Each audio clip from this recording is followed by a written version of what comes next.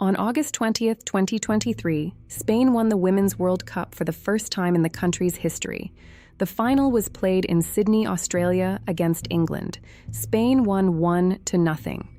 The goal scorer was Olga Carmona. The performance was dominant, and the celebration that followed was historic. Then, Luis Rubiales walked onto the stage.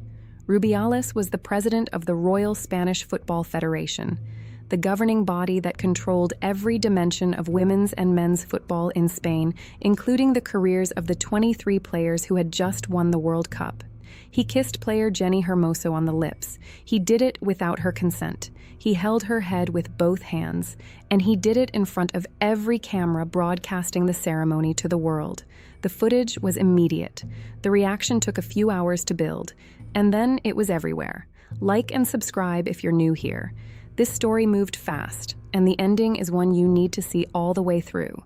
To understand what happened in the days after Sydney, you need to understand what had happened in the year before it. The Spanish women's national team had been in a quiet state of revolt since September 2022. 15 players, nearly two-thirds of the senior squad, had sent a letter to the Royal Spanish Football Federation asking for the removal of coach Jorge Vilda, citing his management style and its impact on their well-being. The federation, under Rubiales, had backed Vilda completely. The players who sent the letter were told, in effect, that their concerns were noted and would be ignored.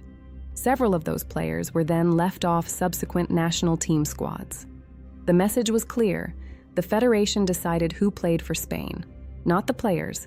That context matters enormously for what followed in Sydney. These women had already experienced what it felt like to raise concerns and be dismissed. They had already experienced the power dynamics of a football federation that could make or end their international careers with a decision. And now, in the moment of their greatest triumph, a World Cup title, the first in the country's history, their federation president had kissed a player on the mouth in front of the world. Jenni Hermoso, in the initial press chaos after the ceremony, was asked about the moment. Her initial public comments were ambiguous, but within days, she issued a formal statement that was unambiguous. She had not consented to the kiss. It had not been mutual. It was not, as Rubiales would later characterize it, a spontaneous expression of shared joy. She had not wanted it. He had done it anyway. Rubiales' response was a case study in institutional failure. He called an extraordinary General Assembly of the Royal Spanish Football Federation. He stood before the assembled federation officials and gave a speech. He described the moment as mutual, as consensual, as something that was being misrepresented by people with political agendas. He said the words that became the defining image of his attitude: "I'm not going to resign." The audience of Federation officials gave him a standing ovation. His mother, Ángeles Bejar, began a hunger strike inside a church in Motril, Granada, in protest of what she described as an unjust attack on her son. She said she would continue until justice was done. The images of her protest became part of the story, a visual representation of a family and an institution circling around a man who had been seen, on camera, doing what he had done, and refusing to accept that it was wrong. The players responded with Acabo. It's over. The hashtag was created by members of the Spanish women's national team and spread rapidly. And then came the letter.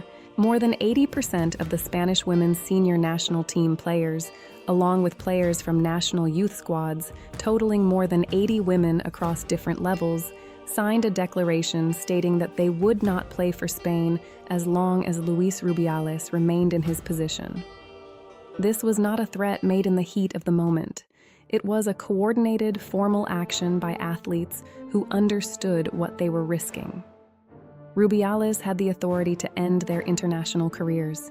They signed anyway. The stakes were real. The next major tournament, the UEFA Women's Euro 2025, was on the horizon. A qualifying campaign was beginning. Players who signed the letter were potentially removing themselves from consideration for a tournament they had been preparing for years to compete in. They knew that, and they signed. The pressure became impossible to contain. the Spanish government under Prime Minister Pedro Sanchez publicly called for Rubiales to resign. The FIFA disciplinary committee suspended Rubiales for 90 days pending an investigation. Spain's National Sports Council suspended him from his duties. One by one, the institutional structures around him were removed. On September 10, 2023, 21 days after the World Cup final, Luis Rubiales resigned as president of the Royal Spanish Football Federation. Jorge Vilda, whose removal the players had been requesting since the year before, was dismissed shortly after. Montse Tomé was named the new head coach of the Spanish women's national team, a historic appointment and a direct acknowledgement of what the players had been asking for. The criminal process began in the fall of 2023. Hermoso filed a formal complaint alleging sexual assault. The case proceeded through the Spanish legal system, with a criminal trial taking place in 2025. Rubiales contested the charges. The proceedings continued.